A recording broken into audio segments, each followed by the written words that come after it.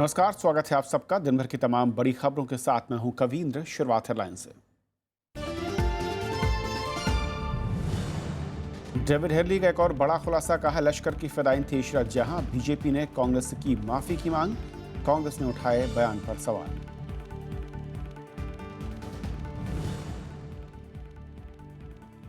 नहीं रहे सियाचिन के जांबाज हनुमंथप्पा, देश भर में शोक की लहर। राष्ट्रपति, उपराष्ट्रपति, प्रधानमंत्री ने जताया शोक। कल कर्नाटक के धारवाड़ में अंतिम संस्कार।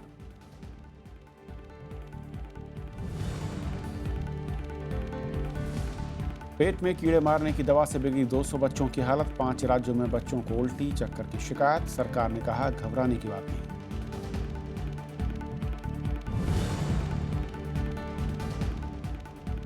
शेयर बाजार में बड़ी गिरावट, 807 अंकों के साथ 23,000 से नीचे सेंसेक्स। सिर्फ निफ्टी 240 अंक टूटा। वित्त मंत्रालय ने कहा दूसरे देशों के मुकाबले भारत की स्थिति बेहतर।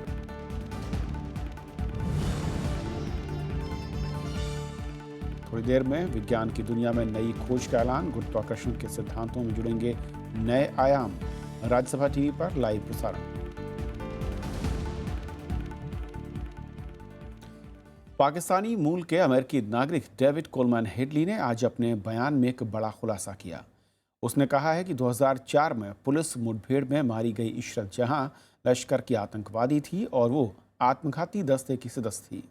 हेडली ने इसके अलावा ये भी स्वीकार किया कि मुंबई हमले को अंजाम देने के लिए ISI ने पूरी फंडिंग की थी।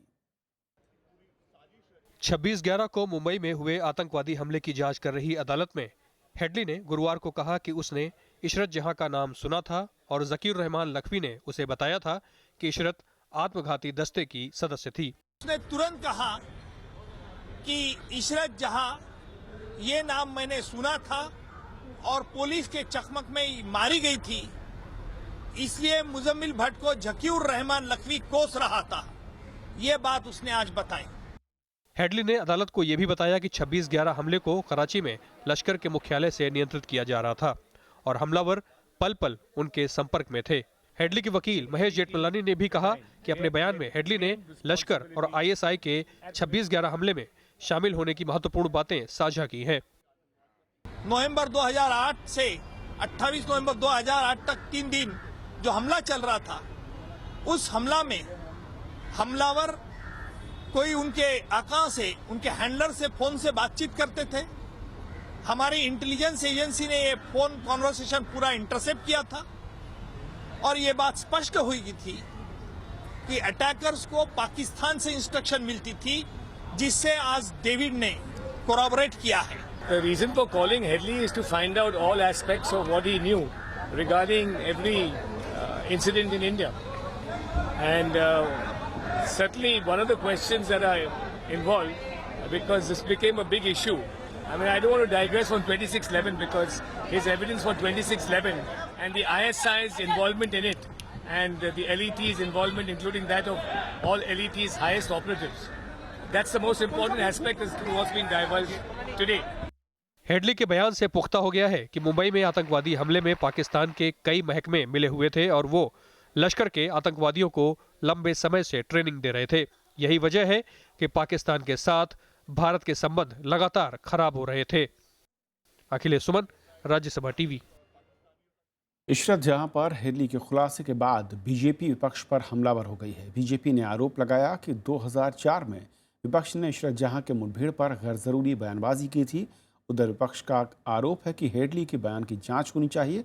साथ ही साथ ये भी मांग है कि बीजेपी बताए कि क्या यह एनकाउंटर असली था या फिर फर्जी। अमेरिका में बैठकर वीडियो लिंक से गवाही दे रहे मुंबई हमलों के अभियुक्त डेविड कोलमैन हेडली ने कथित तौर पर इशरत जहां को आत्मघाती हमलावर बताया है। हेडली के इस बयान के बाद राजनीतिक गलियारों में हलचल मच गई है। बीजेपी ने कांग्रेस से माफी की मांग की है। इशरत जहां का जो इनकाउंटर गुजरात के अंदर हुआ था, कई लोग उनको बेगुनाह बताते थे, लेकिन हेडली के खुलासे के बाद कम से कम उन लोगों को अपना बयान वापस लेना चाहिए। केंद्रीय गृह राज्य मंत्री किरण रिजिजू ने कहा है कि हेडली के खुलासे से जांच एजेंसियों को मदद मिलेगी। हमारे देश के लिए हमारा एजेंसीज के लिए ये बहुत अच्छी बात है कि सही खबर और सही दिशा मिल रहे हैं। उधर कांग्रेस ने बीजेपी पर भ्रम फैलाने का आरोप लगाया है। पार्टी का कहना है कि हेडली ने जो बातें कही हैं उनकी जांच हो। साथ ही कांग्रेस ने बीजेपी से सवाल पूछा है कि क्या इशरत जहां को मुठभेड़ में मारा गया या फिर पुलिस ने उन्हें और उनके साथियों को पकड़ने के बाद गोली मारी। अब अगर सरकार इसकी जांच करना चाहती है तो सरकार के ऊपर कोई अंकुश नहीं है, वो इसकी जांच कर सकती है कि डेविड कोलमैन हेडली का जो बयान है उसमें कितनी सच्चाई है और उसमें कितने तथ्य हैं। डेविड कोलमैन हेडली के बयान की जांच होना अभी बाकी है, लेकिन इतना तो तय है कि बीजेपी इसका राजनीतिक लाभ उठाने का कोई मौका नहीं छोड़ेगी। श्याम सुंदर, राज्यसभा टीवी। तो डेविड कोलमैन हेडली के इस बयान के बाद राजनीतिक बयानबाजी तेज है और श्याम सुंदर हमारे साथ जुड़ रहे हैं और अपडेट के साथ। श्याम, जिस तरीके से ये बयान आया है, इस पूरे मसले को लेकर हमने देखा है कि पहले भी राजनीति खासी गर्म रही और शायद एक बार फिर से दलों के बीच अब वाकयुद्ध शुरू हो चुका है। नहीं कविंद्र, जहाँ तक राजनीतिक दलों का सवाल है, जाहिर है कि इस तरह का मसला खासतौर पर भारतीय जनता पार्टी की अगर बात करें तो प्रधानमंत्री नरेंद्र मोदी 2004 में गुजरात के मुख्यमंत्री थे और अभी जो भारतीय जनता पार्टी के राष्ट्रीय अध्यक्ष हैं वो गुजरात के उस वक्त में गृह मंत्री होते थे और ये दोनों के ऊपर ही लगातार सवाल उठे थे। इशरत जहां के अलावा और भी कई एनकाउंटर हुए थे, लेकिन इस एनकाउंटर को लेकर लगातार कोर्ट मॉनिटर्ड इन्वेस्टिगेशन उसमें हुई थी। तो काफ़ी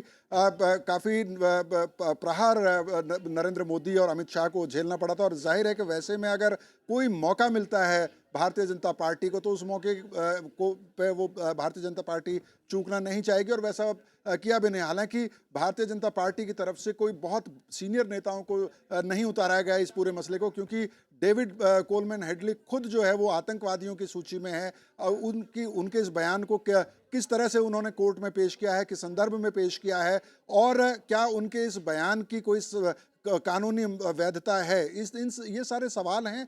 जाहिर है तो इसलिए, लेकिन भारतीय जनता पार्टी ने औपचारिक तौर पर विपक्ष से माफ़ी मांगने की मांग की है और कहा है कि कम से कम वो अपने वो बयान वापस लें जिनमें उन्होंने इशरत जहां को इनोसेंट बताया था, बेगुनाह बताया था। तो क्या शायद ये माना जाए कि अगले कुछ दिनों में इस पूरे बयान यानी कि हेडली के बयानों के बाद जो राजनीतिक गर्मागर्मी है, फिर बयानबाजी, वो ज़रूर तेज़ होगी, लेकिन इस पूरे केस को लेकर यानी आतंकवाद के मसले को लेकर जिस तरीके से ये खुलासे हो रहे हैं उससे क्या कोई नई दिशा मिल सकती है जांच एजेंसियों को, या फिर कानूनी जानकार ये कहते हैं कि इस तरह के बयानों को लेकर ज़्यादा तरजीह देना शायद ठीक नहीं होगा? देखिए, जहाँ तक जांच का सवाल है तो जांच मुंबई हमलों की लगातार चल रही है, लेकिन ये पूरा मामला डिप्लोमेटिक ज़्यादा है। ख़ास तौर पर पाकिस्तान पर जो दबाव बनाने की बात है, पाकिस्तान में जो मौजूद हैं, जिनको कहा जाता था कि वो मुंबई के जो हमलावर थे उनके हैंडलर्स हैं, उनको लेकर वहाँ पर कार्रवाई हो उनके खिलाफ और पाकिस्तान के ऊपर ये दबाव बन सके, उसके लिए निश्चित तौर पर ये जो खुलासे हो रहे हैं वो उससे भारत का एक अपर हैंड होता है। और भारत जो अभी तक भारत का जो स्टैंड रहा है अंतर्राष्ट्रीय मंचों पर के पाकिस्तान की ज़मीन से भारत में आतंकवादी कार्रवाइयाँ की जा रही हैं और मुंबई पर जो हमले हुए थे उसके जो हैंडलर्स थे या उसकी जो साजिश रची गई थी वो पाकिस्तान में रची गई थी, तो उस लिहाज से ज़रूर इन चीज़ों का फ़ायदा होता है। हालांकि जहाँ तक मैंने कहा पहले भी कि हेडली का जो बयान आया है उसकी कानूनी वैधता कितनी है, और क्योंकि भारत में कसाब जिनको फांसी दी जा चुकी है उसके अलावा कोई और अभी उस तरह से कैदी नहीं है, तो जांच में ज़रूर जांच एजेंसियों को अपनी बात को पुख्ता करने में और भारत को खासतौर पर अंतर्राष्ट्रीय मंचों पर अपनी बात को पुख्ता करने में मदद मिलती है इस तरह के खुलासों से। तो शायद ये माना जाए कि जो आगामी विधानसभा चुनाव हैं वहाँ पर हेडली के इन बयानों के बाद कहीं ना कहीं इसे पूरी तरीके से राजनीतिक नफ़े नुकसान के लिहाज से इस्तेमाल किया जाएगा।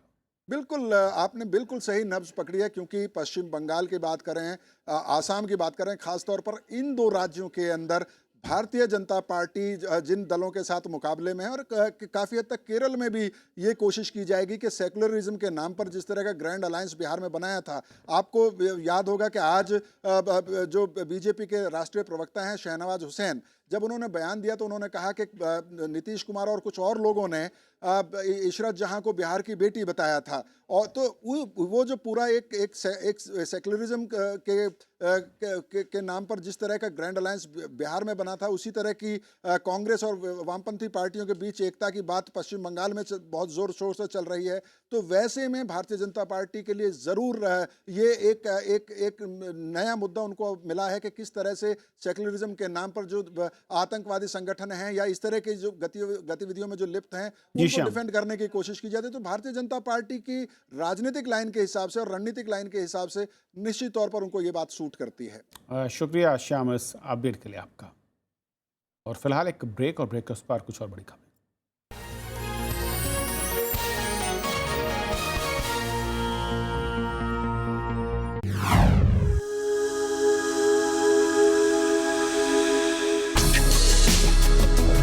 Tales that inspire. Stories of social change. A salute to diversity. Promoting public discourse. Events that motivate. Inspiring the innovative spirit. Watch Rajya Sabha television documentaries. Mondays, Tuesdays and Wednesdays at 10:30 p.m.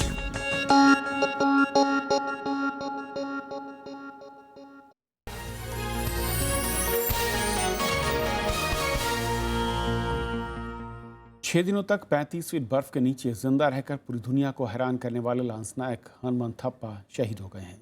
Delhi के army अस्पताल में उन्हें बचाने की हर कोशिश नाकाम रही।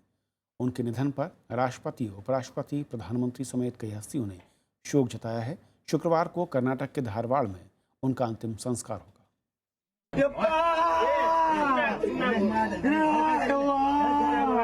लांसनायक हनुमंत थप्पा की मौत ने इस परिवार को दूसरी बार तोड़ दिया। 3 दिन पहले सियाचिन हादसे में उनके जिंदा बचने की खबर ने परिवार में खुशियों का अंबार लगा दिया था। मेरा फैमिली, मेरा गांव वालों को बहुत खुश हो गए सब। लेकिन गुरुवार को हनुमान जिंदगी से हार गए और परिवार से खुशियां हमेशा के लिए छिन गईं। सेना का कहना है कि इस जाबाज सैनिक के अंगों ने पूरी तरह काम करना बंद कर दिया था। डॉक्टरों की पूरी टीम उनकी दिन रात निगरानी में लगी हुई थी, लेकिन हर कोशिश नाकाम हो गई। We tried our level best to fight death for this brave Siachen warrior, but today morning his blood pressure, despite our support, despite all our measures, dropped down and he had a cardiac arrest and died about 11:45 this morning. Siachen के शूरवीर की मौत पर प्रधानमंत्री नरेंद्र मोदी, कांग्रेस अध्यक्ष सोनिया गांधी समेत कई नेताओं ने गहरा शोक जताया है। प्रधानमंत्री ने कहा कि हनुमंत थप्पा हमें उदास और व्यथित छोड़ गए हैं। लांसनायक हनुमंत थप्पा की आत्मा को शांति मिले। आपके अंदर जो सैनिक था वो अमर है। हमें गर्व है कि आप जैसे शहीदों ने भारत की सेवा की। कांग्रेस अध्यक्ष सोनिया गांधी ने कहा कि अपने जीवन काल में भारत के इस वीर सपूत ने पूरे देश की जनता को एकजुट कर दिया। पूरे देश ने उनकी सलामती के लिए दुआएं मांगी और आज हर नागरिक उनके लिए दुखी है। पश्चिम बंगाल के मुख्यमंत्री ने भी हनुमंत थप्पा की बहादुरी को सलाम किया है। उपराष्ट्रपति मोहम्मद हामिद अंसारी ने भी हनुमंत थप्पा के निधन पर दुख जताया है। I think the lack of oxygen, height and limited space probably took its toll. Anyway, we lost a brave soldier. Madras regiment की 19 बटालियन के जवान हनुमंत थप्पा 3 फरवरी को सियाचिन में अपने 9 साथियों समेत हिमस्खलन की चपेट में आ गए थे। 6 दिनों बाद बचाव दल ने उन्हें 35 फीट बर्फ के नीचे से जिंदा निकाला था। इसके बाद से हनुमंत थप्पा की सलामती की दुआएं मांगी जा रही थी। हनुमंत थप्पा भले ही आज नहीं हैं, लेकिन बहादुरी और देशभक्ति के जज्बे ने उन्हें अमर बना दिया है। लगातार 8 दिनों से जिंदगी और मौत के बीच जंग लड़ रहे जाबाज हनुमंत थप्पा अब हमारे बीच तो नहीं रहे, लेकिन इनकी शहादत करोड़ों हिंदुस्तानियों के दिलों में बहादुरी की मिसाल बनकर हमेशा जिंदा रहेगी। कैमरामैन विवेक के साथ मोहम्मद फातेह टीपू, राज्यसभा टीवी, दिल्ली। दिल्ली सरकार ने 15 अप्रैल से सम विषम नियम को फिर से लागू करने का ऐलान किया है। दिल्ली के मुख्यमंत्री अरविंद केजरीवाल ने बताया कि इस दौरान अकेले गाड़ी चलाने वाली महिलाओं को छूट बरकरार रहेगी और दोपहिया वाहन भी इसके दायरे से बाहर रहेंगे। बुधवार को कई राज्यों में एक अभियान के तहत बच्चों को पेट के कीड़े मारने की दवा दी गई और जिसके बाद 5 राज्यों में 200 बच्चों की तबीयत खराब हो गई। इसके बाद से ही सरकार के इस अभियान पर सवाल खड़े हो रहे हैं। हालांकि सरकार ने सफाई दी है कि बीमार होने के ऐसे मामले महज 2% हैं और इसका बच्चों की सेहत पर कोई साइड इफेक्ट नहीं होगा। पेट के कीड़े मारने वाली दवा खाने के बाद कई राज्यों से कुछ ऐसी ही तस्वीरें सामने आई। मौका था राष्ट्रीय डिवॉर्मिंग डे का। बिहार, राजस्थान, महाराष्ट्र, हरियाणा और छत्तीसगढ़ में करीब 200 बच्चों को दवा खाते ही उल्टी और चक्कर आने लगे, जिसके बाद उन्हें अस्पताल ले जाना पड़ा। काय की दवाई थी? कीड़े की। क्या हुआ तुम्हें? फिर उसको खा के थोड़ी देर तक अजीब सा हुआ, फिर पेट में दर्द हुआ, फिर पैर हाथ में चिचली टाइप में हुआ और फिर चक्कर आ गए। कई राज्यों से बच्चों की सेहत बिगड़ने से संबंधित आई खबरों के बाद सरकार ने कहा कि बच्चों को दी जाने वाली दवाई के कुछ मामूली साइड इफेक्ट्स हैं जो किसी किसी को ही होते हैं, इसलिए इनसे घबराने की जरूरत नहीं। ये कुछ साइड इफ़ेक्ट्स होते हैं। इतने बड़े प्रोग्राम में हमारी कोशिश है, लेकिन इस दवा के अपने साइड इफ़ेक्ट्स के कारण 1 to 2% लोगों को इसका इफ़ेक्ट होता है फॉर वेरी लिटिल टाइम, बहुत कम समय के लिए, और वो भी हमने अपने डायरेक्ट ऑब्जर्वेशन में रखा है। विश्व स्वास्थ्य संगठन के मुताबिक देश में 1 से 14 साल की उम्र के 22 करोड़ बच्चे ऐसे हैं जिनके पेट में कीड़े हो सकते हैं। ऐसे में सरकार 27 करोड़ बच्चों तक इस दवा को पहुंचाने के लिए काम कर रही है। बुधवार को इस अभियान में 1 से 18 साल तक के बच्चों को शामिल किया गया। बाकी बच्चों को अगले हफ्ते दवा दी जाएगी। प्रणव गोस्वामी के साथ bureau report, Rajya Sabha TV. Congress अध्यक्ष सोनिया गांधी 2 दिन के दौरे के तहत आज अपने संसदीय क्षेत्र रायबरेली पहुंची। फुर्सतगंज हवाई अड्डे पर कांग्रेस कार्यकर्ताओं ने उनका स्वागत किया। वो इसके बाद सदी नागिन गाँव गईं और ग्रामीणों की समस्याएं सुनी। उन्होंने खराब फसल की स्थिति का जायजा लिया और जाने माने शायर मुनव्वर राणा के घर भी गईं। मुनव्वर राणा की मां का कुछ दिन पहले निधन हुआ है और इसके बाद उन्होंने पंचायत चुनाव में निर्वाचित सदस्यों से मुलाकात की और समस्याएं सुनी। उनका ये दौरा कल यानी शुक्रवार को भी जारी रहेगा।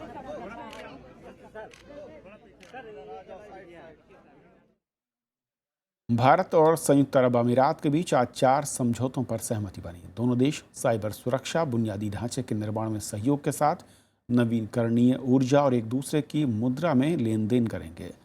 हैदराबाद हाउस में प्रधानमंत्री नरेंद्र मोदी और यूएई के क्राउन प्रिंस अल नायन की मौजूदगी में इन समझौतों पर सहमति बनी। दिल्ली के हैदराबाद हाउस में हुई इस मुलाकात के दौरान प्रतिनिधिमंडल स्तर की बातचीत भी हुई। यूएई भारत में $10 अरब का निवेश करने का इच्छुक है और इससे पहले नरेंद्र मोदी ने आज सुबह राष्ट्रीय और अंतर्राष्ट्रीय मसलों पर यूएई के युवराज शेख मोहम्मद बिन जायद अल नाहयान के साथ बातचीत की। युवराज राष्ट्रपति प्रणब मुखर्जी और उपराष्ट्रपति मोहम्मद हामिद अंसारी से भी उन्होंने मुलाकात की। शेयर बाजार में भारी बिकवाली के चलते आज लगातार चौथे दिन बड़ी गिरावट देखने को मिली। सेंसेक्स 807 अंक गिरकर 30,000 के नीचे बंद हुआ। यह सेंसेक्स और निफ्टी का बीते 6 महीने का सबसे निचला स्तर है। खराब वैश्विक संकेत और कंपनियों के खराब नतीजे इस गिरावट के लिए जिम्मेदार बताए जाते हैं। उधर डॉलर के मुकाबले रुपया भी 29 महीने के निचले स्तर पर गिरकर 68 रुपये 30 पैसे पर बंद हुआ। दलाल पथ में गुरुवार को भारी गिरावट रही। बंबई शेयर बाजार का सेंसेक्स 807 अंक टूटकर 23,000 अंक के स्तर से नीचे आ गया। ये 6 महीने में सेंसेक्स की सबसे बड़ी गिरावट रही। सेंसेक्स 21 महीने बाद 23,000 अंक के नीचे आया है। वैश्विक अर्थव्यवस्था में सुस्ती और भारतीय कंपनियों, विशेषकर सरकारी बैंकों के निराशाजनक तिमाही नतीजों से निवेशकों पर बुरा असर पड़ा। इस भारी गिरावट से निवेशकों के करीब 3 लाख करोड़ रुपए डूब गए। हालांकि वित्त मंत्रालय ने कहा है कि वैश्विक बाजारों की तुलना में घरेलू शेयर बाजार मजबूत स्थिति में है। With regard to stock markets, India is not an exception, but we are better off than many of the other markets. उधर नेशनल स्टॉक एक्सचेंज का निफ्टी 239.35 अंक यानी 3.32% के नुकसान से 6,976.35 अंक पर आ गया। सेंसेक्स के 30 शेयरों में 28 नुकसान में रहे। क्रूड की कीमतों में गिरावट से सभी वैश्विक बाजारों में भी गिरावट का दबाव दिखा। हिंदुस्तान में जो सरकारी बैंक्स हैं उनके एनपीए की काफ़ी ज़्यादा जो है अमाउंट सामने आ रही है, तो वो कहीं ना कहीं पूरी इकोनॉमी को घबराहट दे रही है। दरअसल फेडरल रिजर्व की चेयरमैन जेनेट येलेन ने अमेरिकी कांग्रेस में कहा कि ग्लोबल मार्केट में ग्रोथ को लेकर बड़ी चिंताएं हैं, लेकिन उन्होंने ब्याज दरें घटाने की कोई जरूरत नहीं बताई। इस बयान के बाद सभी मार्केट पर दबाव गहरा गया था। Bureau report, Rajya Sabha TV. आज पूरी दुनिया सांस थाम कर विज्ञान के एक नए आविष्कार का इंतजार कर रही है। गुरुत्वाकर्षण को लेकर हुई इस नई खोज से जुड़े वैज्ञानिकों का दावा है कि इससे कई वैज्ञानिक सिद्धांत की मान्यताएं बदल सकती हैं। इस खोज के रहस्यों से पर्दा उठने में कुछ वक्त है। आज रात 9 बजे वाशिंगटन में आयोजित प्रेस कॉन्फ्रेंस में इसका खुलासा होगा। पुणे के अंतर विश्वविद्यालय केंद्र खगोल शास्त्र और खगोल भौतिकी आयुका में विज्ञान के नए खोज से पर्दा उठाने की जोरदार तैयारियां चल रही हैं।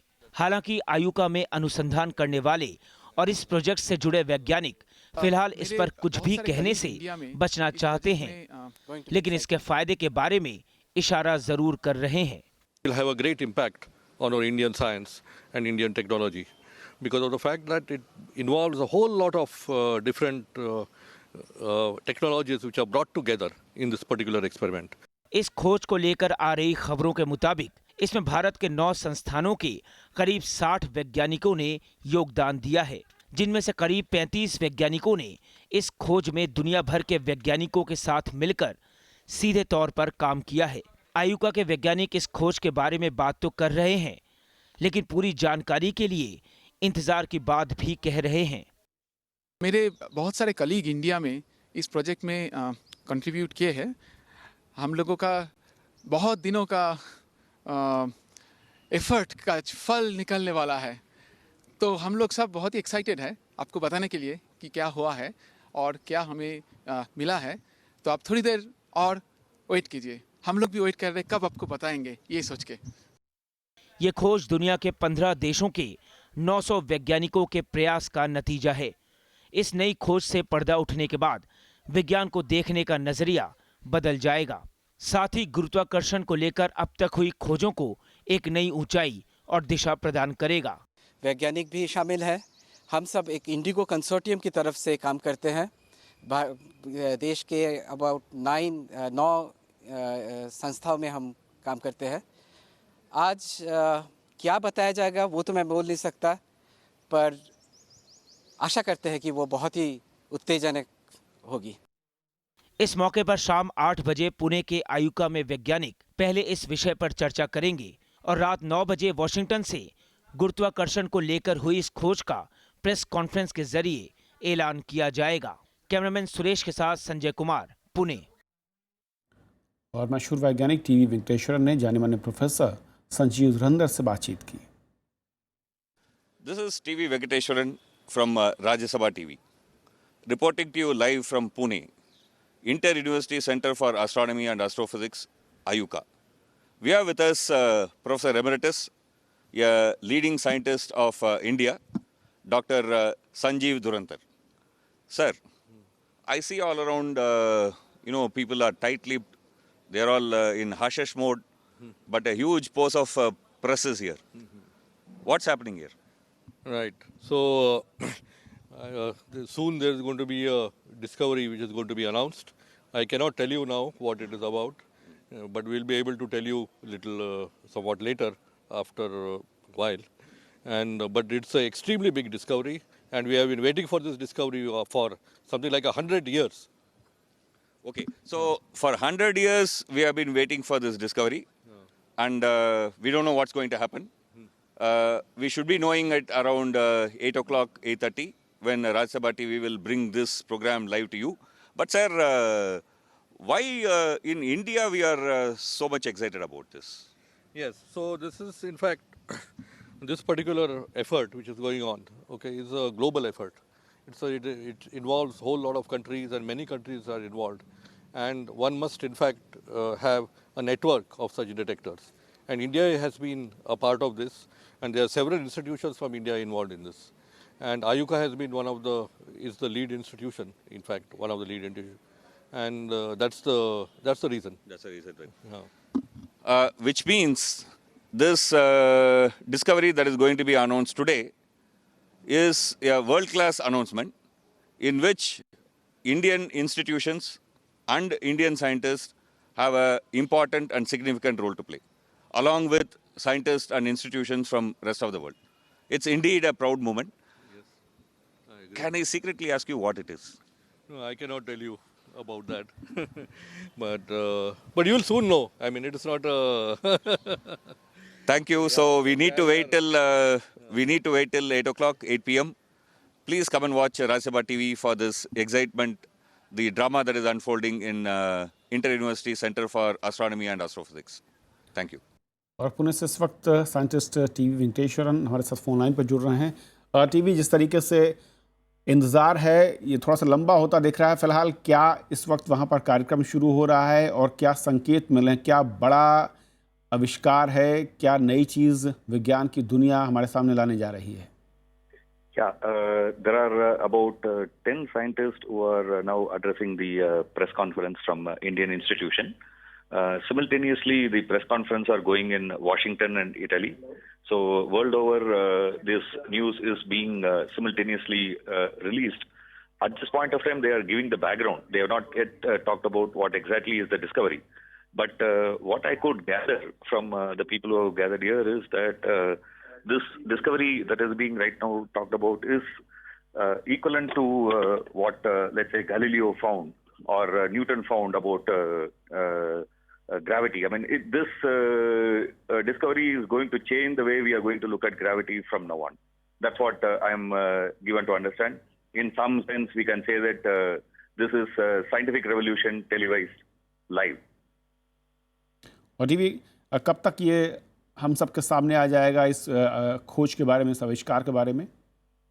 This is actually about 15 countries, scientists from 15 countries, about 900 scientists are involved in this, and they have all together decided that at Indian Standard Time, 9 o'clock, Indian Standard Time, 9 o'clock, they will release to the world, all over the world.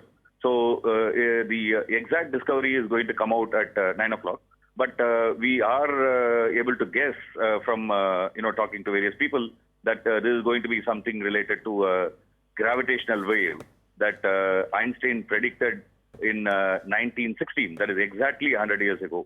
And if indeed we have detected this gravitational wave, it is in fact going to make a revolution in physics. और TV 9 बजे की जो आपने बताया कि करीब 9 बजे Washington से जहाँ पर प्रेस कॉन्फ्रेंस होगी, वहाँ से जानकारी मिलेगी इस पूरे मैं कहूँ कि आविष्कार के बारे में।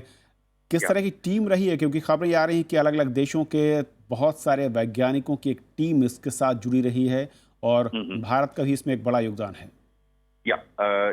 From India, about 60 people were involved, and 35 people, I am told, are directly credited for what is going to be announced today. So, which is a very, very, very significant stuff. I mean, you have seen Indians who are living in foreign countries being involved in, let's say, world-class discovery. This would be the first time in the recent past that Indians who are working in Indian labs are going to make a significant discovery, let's say, after C.V. Raman. और इस वक्त जो वहाँ पर event Pune में चल रहा है टीवी, उसके बारे में समझना चाहूँ, क्योंकि कुछ तस्वीर हम देख पा रहे हैं कि इस इवेंट में क्या इस वक्त डिस्कशन का पॉइंट है, क्या इसी मैं कहूँ कि जो एक नया आविष्कार है इससे रिलेटेड कुछ डिस्कशंस हो रहे हैं या फिर कुछ दूसरे पॉइंट्स पर भी वैज्ञानिक यहाँ पर चर्चा कर रहे हैं?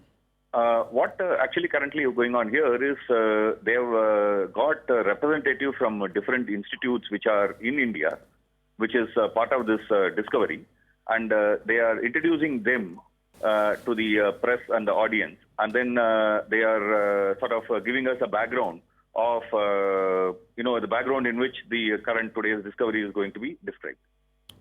शुक्रिया टीवी इस पूरे अपडेट के लिए आपका।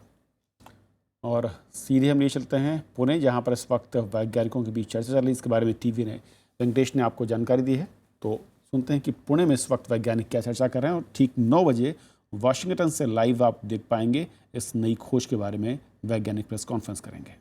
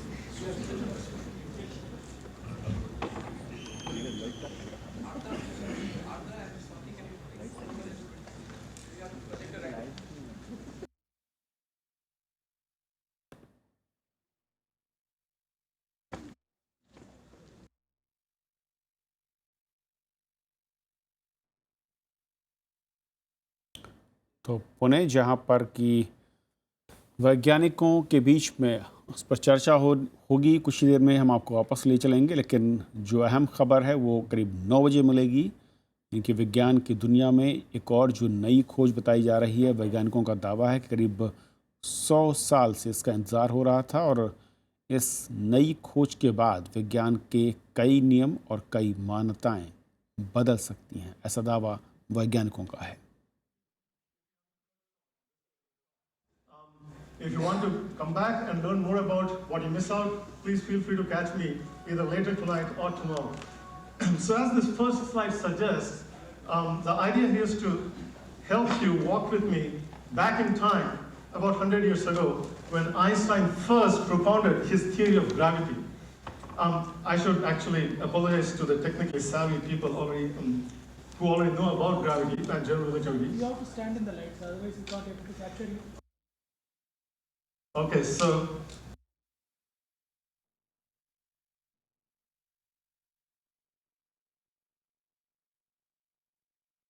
I've been asked to freeze my motion.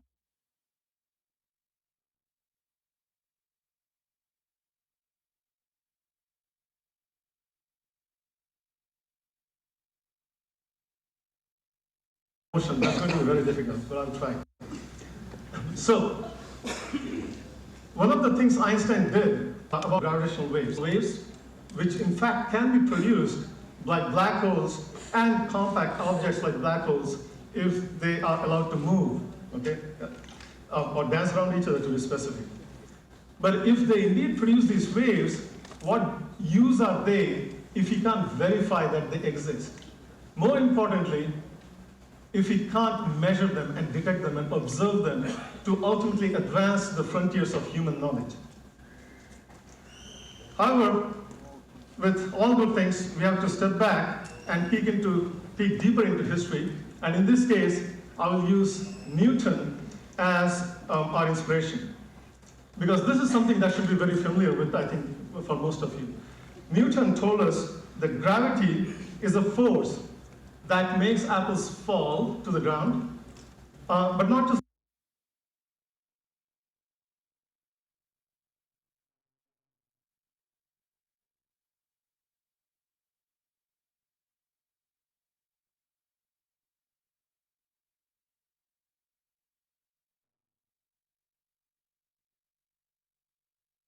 that.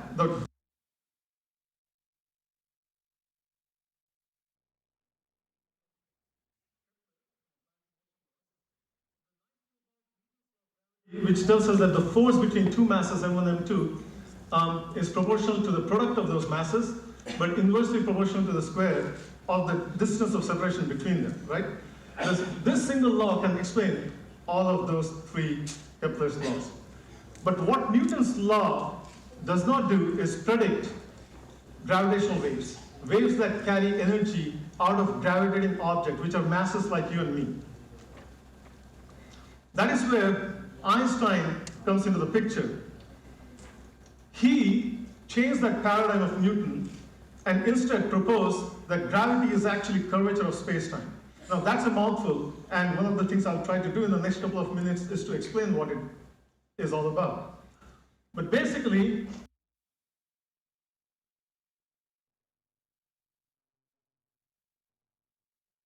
this curvature of space-time or space-time itself tells masses like us how to move, but as we move, we in fact affect them nicely by time, which is the state, itself becomes an actor, meaning it can have dynamics. It can influence other objects, as has already been mentioned by Wheeler. To get an idea of this, let us see what happens when we start with flat space. Okay, now here in this picture there's a mass in it, but I'll start an animation at the beginning of which you will see no mass, but just a grid. This grid can be thought of as crisscrossing, laser rays, okay, just like you see on a rock star stage or something like that. As the animation proceeds, you will find this massive object, for example, the Earth itself, pass by. And as it passes by, we will see what effect it has on the space-time as represented by this grid. Okay? And what you'll find is that the space-time in fact warps because of the presence of this mass. And it is that warping that I call an effect on the curvature of space-time. So let's see if this animation would now cooperate with us.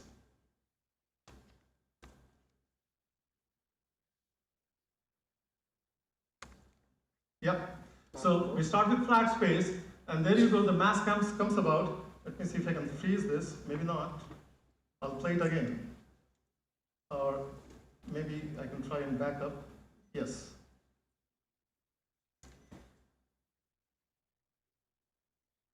Now this is important because if you now pause it, notice that what happens at these two-dimensional planes, you notice that they in fact are caused to create a dimple.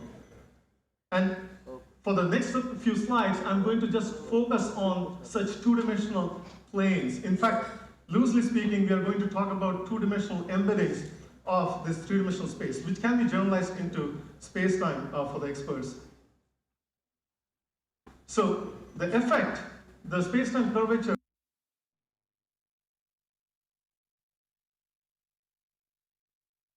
has is the following. In this case, we are studying the effect on the orbit of Mercury around the Sun. The Sun creates the space-time. It's actually observed. In fact,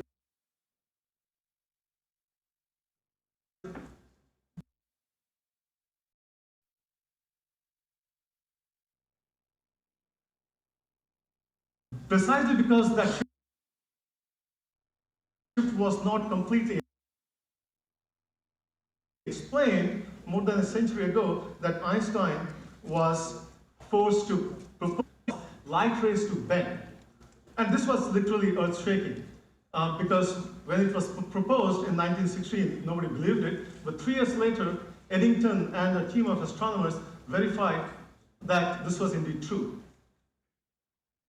There are other successes of general relativity, and I'm not going to be able to cover all of them. But to cut to the chase, to gravitational waves, what I mentioned is that indeed this is also one of the predictions of Einstein's theory. And this prediction actually has been verified as follows. Hulse and Taylor in 1974 observed a pulsar which appeared to be orbiting around an unseen companion, okay, which was later verified to be another similar object, namely a neutron star, from which we could not see the electromagnetic pulses. But when they waited long enough, they noticed that the period of the pulses coming from the observed neutron star was actually changing. In fact, the period was shortening, and it was shortening as shown by these dots, which lie exactly on top of this continuous curve, which is predicted by general relativity, Einstein's theory of gravity. So this was the observational verification to a very high accuracy that gravitational waves exist, because the waves in fact carry away energy and momentum from the system, thereby causing the two neutron stars to come closer and closer. So gravitational waves, that brings us to black hole. The germ of that idea was laid by Chandrasekhar in the 1930s. This is again another two-dimensional slice of the curved spacetime I showed you before. But here, that dip is very deep, and in fact it ends at a point which is a singularity in the sense that the density there is infinite. Well, it will not be able to. Do we know if such objects exist? And the answer is yes. This is a real picture, not an artist's impression, of two black holes, except that these are supermassive black holes. Each one of them are millions of solar masses heavy. And these are the cores or nuclei of two galaxies. These galaxies are about to merge, just like the Milky Way is going to be merging with Andromeda billions of years later.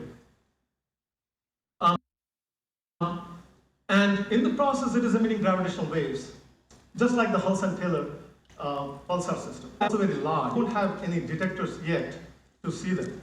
However, there are preparations afoot use pulsars in a very novel way to be able to get some idea about these waves.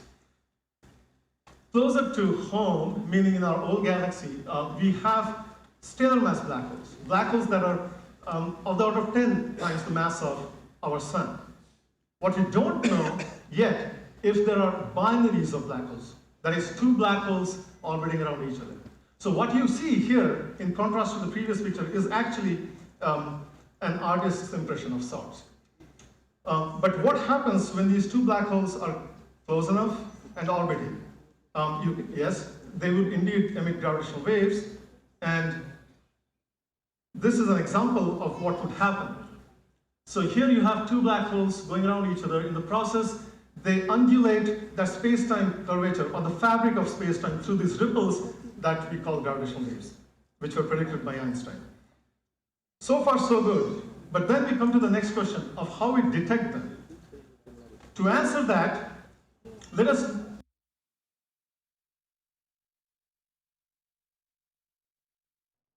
try and imagine the effect of a wave like this on a set of masses. In fact, we could be those set of masses, except that the gravitational waves are very weak, as you know. Here what we have is a bunch of massive beads that are freely falling in space. But on top of that, we have superimposed an impinging or an incident gravitational wave of a certain type, which we call the cross-polarization type. And what this does is it changes the separation, that is the distance between pairs of masses in this interesting way. Electromagnetic waves don't do that, because again, for the technical expert, electromagnetism is about vectors, whereas these are tensors. But that motion gives us an idea of how to observe them. Basically, if those massive beads are like mirrors, such as that mirror in the end of one of the arms, and this other mirror, so this could be the X arm, that could be the Y arm,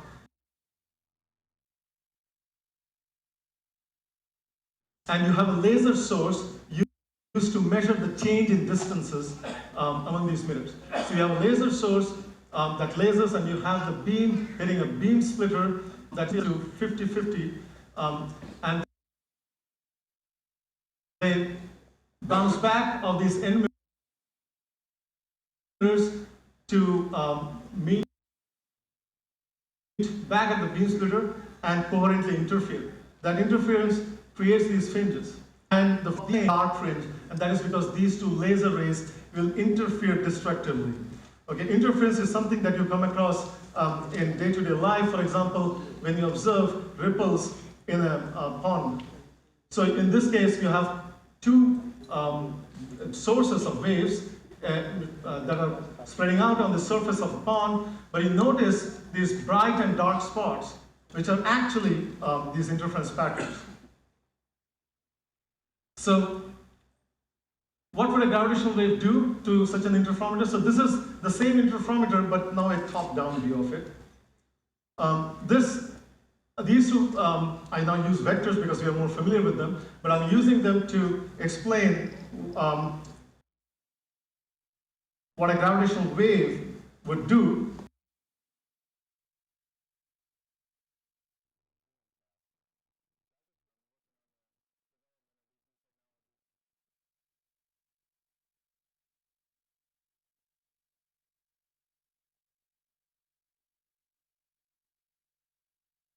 to the separation of masses. So as the vertical separation increases, the horizontal one decreases, and vice versa, which means that this means photodetector here, and the voltage that detector generates is something we can measure as a function of time. In later slides, you will see such measurements, or time series as we call them. This is another video to walk you through the same principle of interferometry. So that is the laser source. These are the two arms, Y arm and X arm. This is our beam splitter, which splits the incident beam into 50% intensity beams, which bounce back off those end mirrors, and then meet again at the same beam splitter, But this beam splitter is not fully reflective, which is why it can transmit some of the beam at this photodiode. But when the lengths are the same, as I already mentioned, they interfere destructively, registering no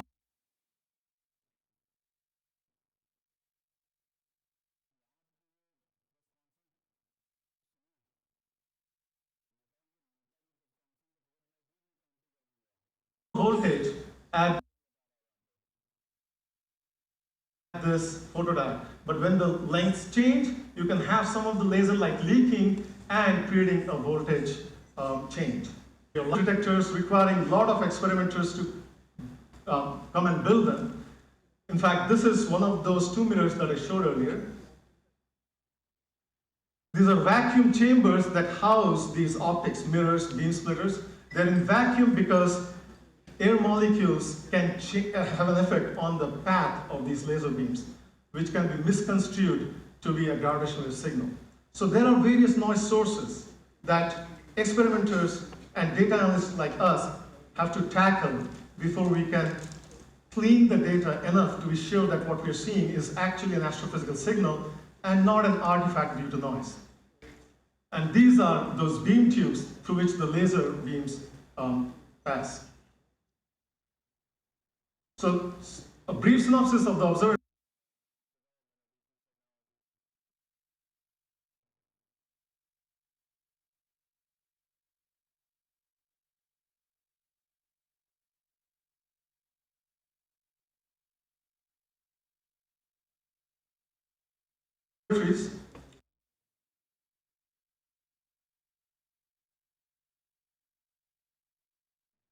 Actually ramps up in amplitude, and this is just a strain, change in length over length of those interferometer arms. Okay? So we'll see how that amplitude ramps up and how the frequency also increases. And this is a telltale signature of a binary coalescence. So if you're ready, we start the animation. You notice how these two black holes are going around each other. So this is the same two-dimensional fabric of space-time we are now well familiar with. These are two big troughs representing the effect of these two black holes, which have been superimposed. So these black holes are actually an artist's impression. But as they spiral in, you notice how the gravitational wave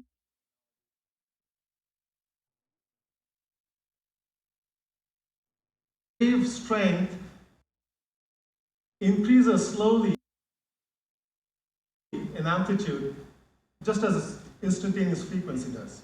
With massive black holes. This is highly fascinating because we have not seen such an event yet. We don't even know if binary stellar mass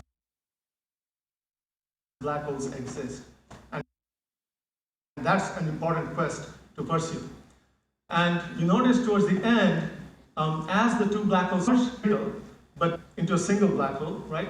But as that happened, some extra waves were emitted. And this is courtesy the Simulating Extreme Space-Time project.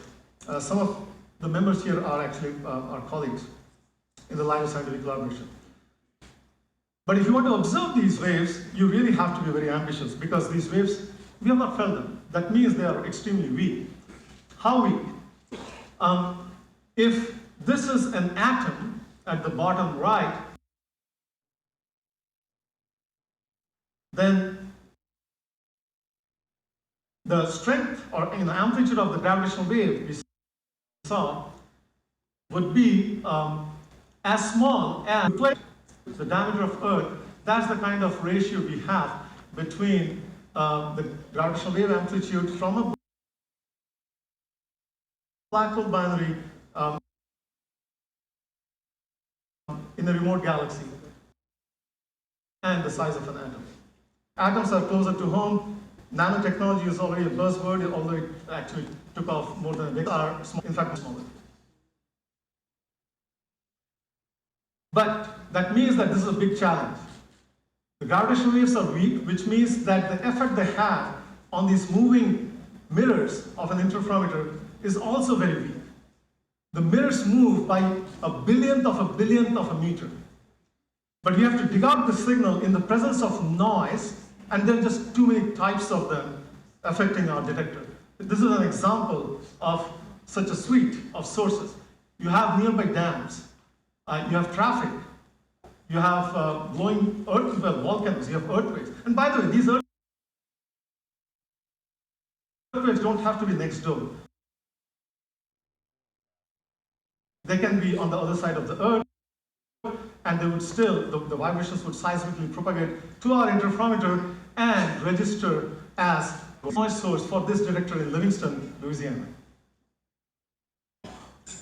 So the detector has to grow beyond the effect of this noise. So how do we see or extract these signals? This is all simulation because, as I told you, we are yet to observe a real signal. So what I show here is just that photodetector voltage, let's say of time, will act to right, which is in the future. So this is a snapshot of such a time series of that photodetector voltage. This, in fact, in the simulation has a buried gravitational signal simulated. For example, from two black holes, because we can solve Einstein's equations to obtain them. I don't know whether you can tell these apart, but the signal is shown in red. Okay? In fact, it was present even before this simulated noise time series was generated. The challenge is to find it. What do we do? The basic idea is very simple, and that is to have representations of the signal produced by solving Einstein's equations, and you'll see one such pattern here eventually, and then cross-correlate that known pattern with this noisy data. And if this signal that is rising in the noisy data is strong enough, then the product of the two, again a loose way of talking about a cross-correlation, will rise. Otherwise, the cross-correlation shown in this bottom panel will be very weak. So okay, there is another animation here.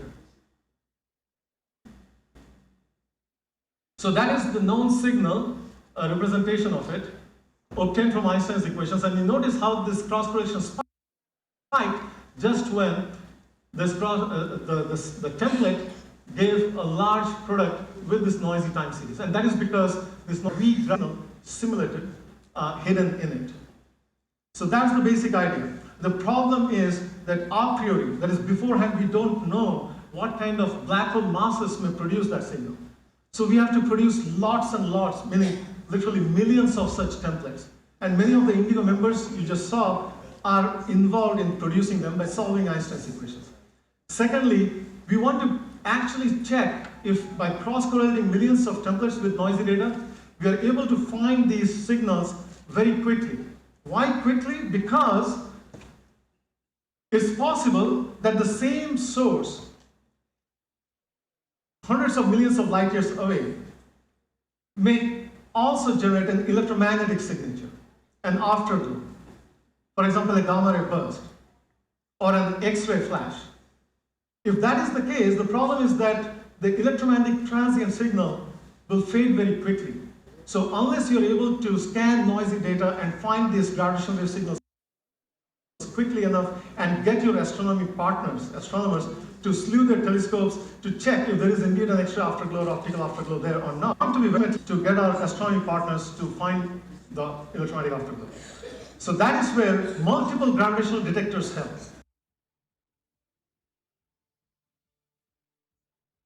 So you can have the two detectors like Hanford represented as H and Livingston as L. Right? That's one baseline. With a single baseline, you can get a, okay, but with just 2 years, and similarly with these two detectors, you can localize the source of a gravitational signal on an annulus or a ring. That's a large sky region to search for gravitational signal. But if you have a third detector, you get 2 more baselines and 2 more rings. And they have to intersect each other because the real source has to be in one of these points. And so that is the main reason why this effort is expanding around the globe. We have these 2 LIGO detectors in the US. There is a French-Italian collaboration in Virgo in Pisa. a Japanese detector coming up in Kaga in the Super Kamiokande, near the Super Kamiokande experiment in the Kamioka mines. There are proposals from various other countries, including India.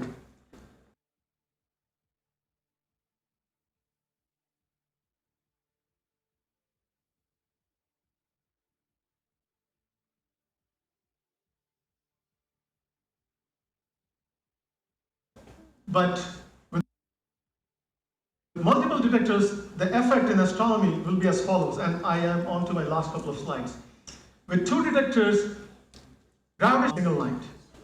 However, if you have 4 detectors, that region localizes to about 10 degrees, which is just that much compared to the Saptarshi extent.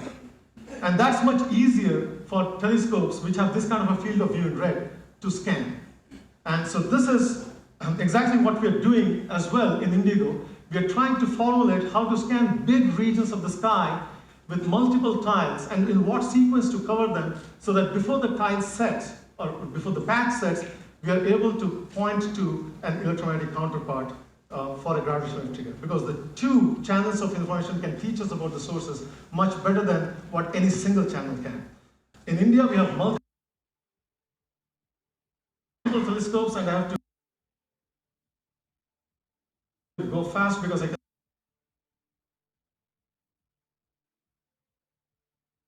see that the NSF presentation is coming online.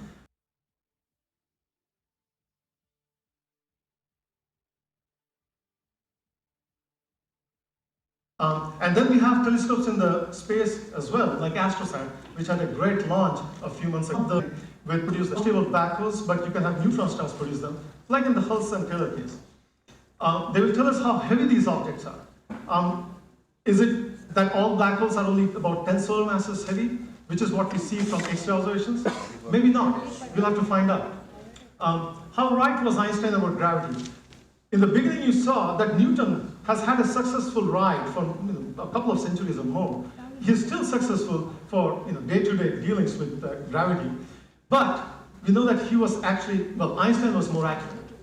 But shouldn't Einstein be subjected to a similar stringent test as well? Gravitational waves can help because they're able to probe strong gravity regimes. And finally, and this may be the most exciting of all, with every new window that was opened onto the universe, humanity has always found something that has taken it by surprise.